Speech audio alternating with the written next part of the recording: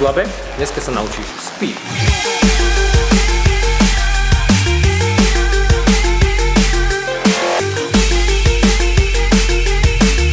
Máš dve možnosti, ako robiť speed.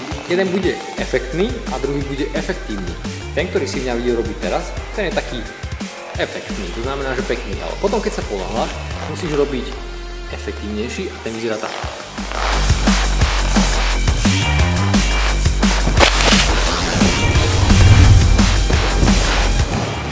Rozdiel medzi nimi bol ten, že tento, ktorý ukázal Dávid, je odrazom jednej nohy a neprestriháva nohu do vzduchu, čiže keď dopadne, uteká ďalej. A ten, ktorý som robil ja, ten bol taká fintička, čiže odraz, jedna noha, prestrihnutie, potom až dopad. Čiže tvojou úlohou je naučiť sa to na obidve strany, aj na pravú, aj na ľavú, aby si nebol krivý jeden v mozgu, ale jeden na soch. A potom hľadať spôsoby, ako pridať buď tú efektnú vsúku, alebo to robiť veľmi rýchlo. Ešte sa pozri na tú rýchlosť.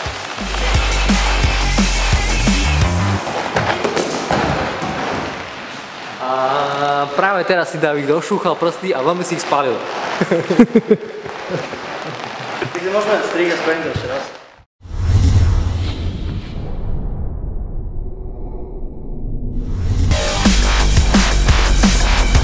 Vítaj v Skillabe, dneska sa naučíš dash. Ahoj, vítaj v Skillabe, dneska sa naučíš kotu letu.